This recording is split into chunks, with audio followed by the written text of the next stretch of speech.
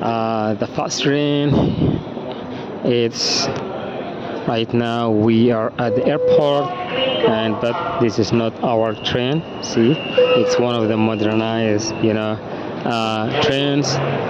It's really fast.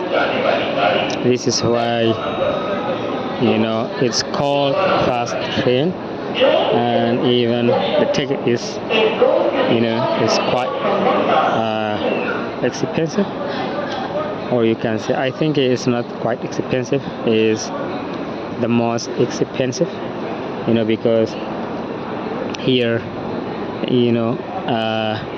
if you are traveling far place, or your destination is far, then it's gonna be like 50 rupees. But this one, is 100 rupees, and 100 rupees only for 3 stations.